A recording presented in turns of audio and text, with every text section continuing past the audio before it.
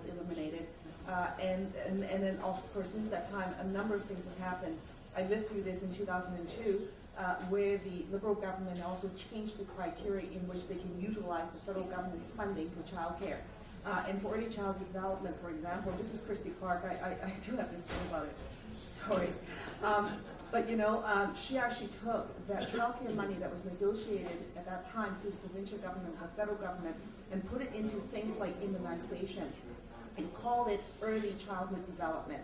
Now, I mean, granted, I guess it is, because getting a booster shot is a good thing for the kids and all that kind of stuff, but it's not childcare, and we were specifically talking about targeting those dollars for a universal childcare program, and they actually fudged those monies and did something else with it and changed the criteria, and the government since then had canned that agreement altogether, and then put, you know, the money elsewhere. So I'll leave Libby to talk about that. So where are we at? We need universal childcare. I mean, there isn't sort of any way of getting around it. Even the Board of Trades now, the Chambers of Commerce around the province of British Columbia are calling for that. It makes economic sense because it allows for women to get into the workforce. That's good for our economy. So that's sort of where I'm at, and so I'll leave it at that. I can go on for days about it because I have 2 young kids, and my little guy who's 2, he doesn't have access to fully licensed childcare because we can't get a space, and we've waited for 3 years now. As soon as I was pregnant, I put him on the list, and we're still waiting. Anyway, so I'll leave that because otherwise you can get me talking for days about that. The other one is the preschool subsidy stuff that Sabine raised.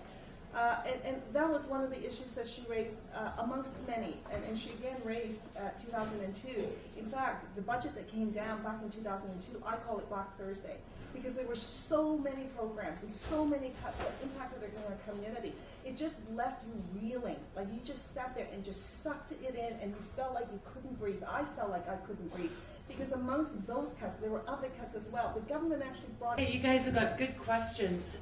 I'll just talk briefly on the 2 things we do, is ensuring the health and well-being of our children.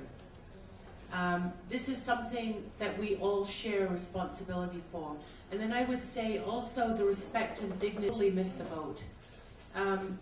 The federal government does have a role to play in childcare.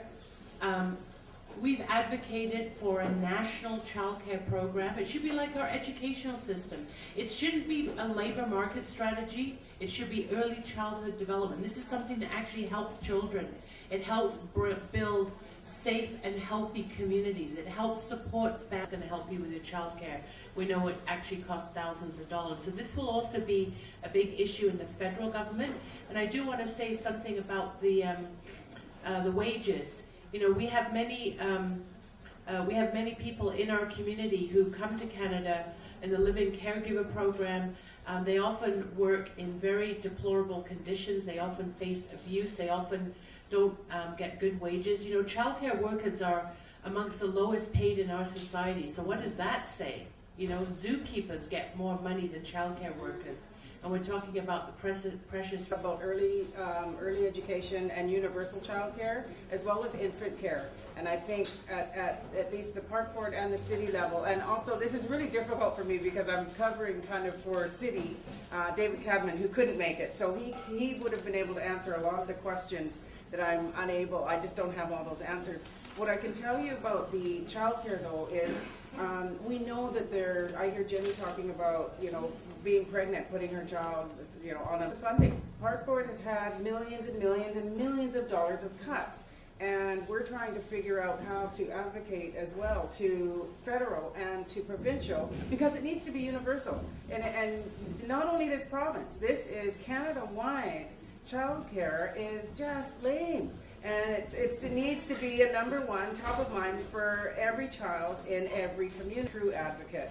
I wanted to quickly mention about the towers. I also work at the Dr. Sun Yat-sen Classical Chinese Garden, and we're battling not only having towers in that, like Libby said, an amazing historical area, but we're also battling for green space. So you're looking at where you want to be building tower after tower after tower, and you're battling huge corporations. So when you've got Corncoal Pacific and you've got people with a lot of dollars, and you know the city's looking for those, you know, for any extra dollars they can get, they're now, it's like this cone of silence where the negotiations are happening, and we can't talk about this and we aren't allowed to, you know, to discuss this and that and the other. And it is really, really difficult for us to be out there advocating for something we don't know what those negotiations are. What we do know is the homeless issue is very serious. I know that mayor and council, they get that. But there's also all these negotiations that are going on that are behind closed doors.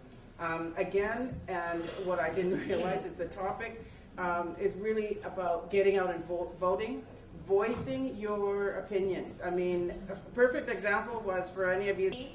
And I was experiencing a little difficulty. I was on subsidized rent up at Heather Place, which is just a couple blocks away from Vancouver General Hospital. It's the only affordable housing that I could get into to support my child.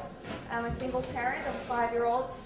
And currently Heather Place is being redeveloped. And 86 families, many immigrant families, many people seeking post-secondary education, improving their lives, are being asked to move. It's a Little Mountain 2 organization, and through my graduate essay, I started looking at community organizing, and I joined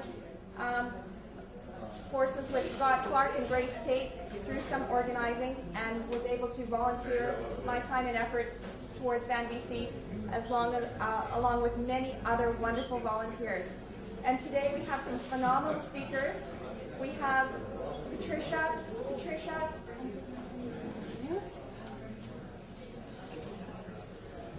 Patricia Adiaj, pardon me if it's incorrect pronunciation. And she is a single mother of 5 children who's getting her PhD. Patricia has spoken at Ghost to Flesh, Single Motherhood in the City. We also have Kate Norris joining us today. Kat Norris, excuse me, Kat. And I met Kat through Ghost to Flesh as well, speaking out at single moms and being a connect. And I want them to be able to speak for themselves. And of course, I think the community knows very well Carol Martin, a victim service worker, community advocate, and organizer for the Missing Women's March. Thank you for coming all today. And we'll start with Patricia because she has a couple of her girls here with her today, and they have to get back to their schoolwork. So Patricia, if you'd like to introduce yourself. Good afternoon to everybody. Thank you very much for inviting me. It's a pleasure and an honor to be. It's a pleasure and an honor to be here with all of you, talking a little bit about myself, but more important is talking about the issues who are concerning women and especially single moms in British Columbia nowadays. I came as the first time in '96 to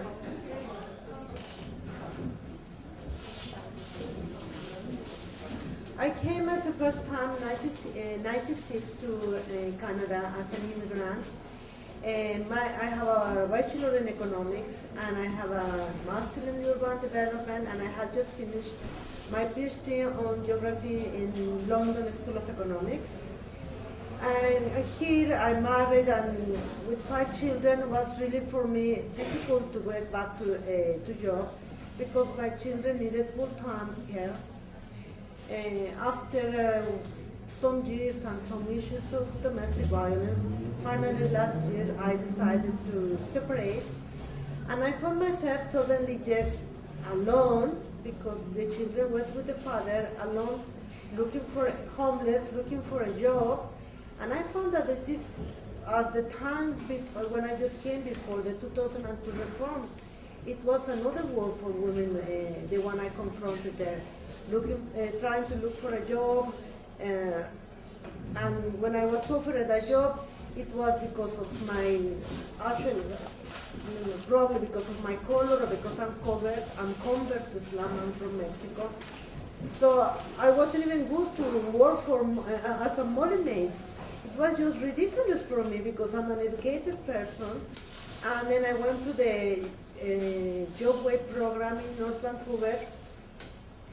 And then I found that it was just really difficult to get by with the income assistance, with the housing and the food. I had to go to food bank, and especially transportation. I mean, it's just like crazy. A person who was in an income assistance and is looking for a job and wants to go to appointments or everything, he just cannot get by with that. And sometimes I have to walk 30 blocks just to pay one ticket for my, to be able to go another time for shopping or to the food bank.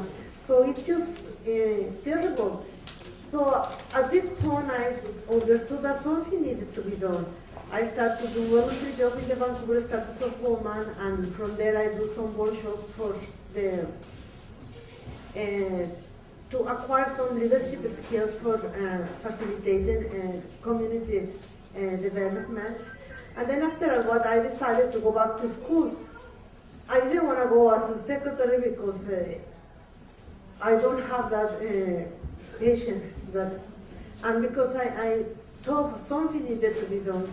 So I applied for the master's degree in Women's Studies in UBC, and I was, thanks God, I was accepted.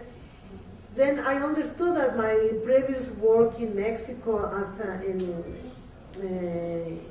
public policy in the Ministry of Housing, and also I was working in the ministry industry with unemployment. It would help me, together with my former PhD, to do something, working with women, with immigrant women especially. Once I did in UBC, I started thinking in the ways to empowering women. I was thinking in something about cooperatives. And as I have been going through my research and literature review, I have found that it is single mothers who are the most, I mean, you don't need even to study that one. You just have to go around the street, come into downtown, or go in a bus to understand the single mothers are the most hard hit with the 2002 reforms. As the previous speakers in the panel talked, really is childcare, is transportation, is housing, and something has to be done. As a women, we found ourselves that for the sake of our children, the ministries said, well, you have to leave a domestic violence relationship. Okay, well, I live. Then what then? Then you are caught in a limbo because you don't have enough resources to take care of yourself, to take care of your children, go look for a job, go to shopping, and childcare. There is no childcare available, for women. So one side they are pushing you to work, they are pushing you to live an abusive relationship, but on the other side you have nothing. And when they interfere in your life as a ministry, it's just to tell you everything, that you are not a good mother, that you leave the child alone, you are not a good mother, that you are not feeding the child properly, you are not good a mother, this and that. So you are moving from having your personal, individual husband to an institutional husband who is to control all your life without giving you the means to live it, in short. So we found that that all the policies of the ministries are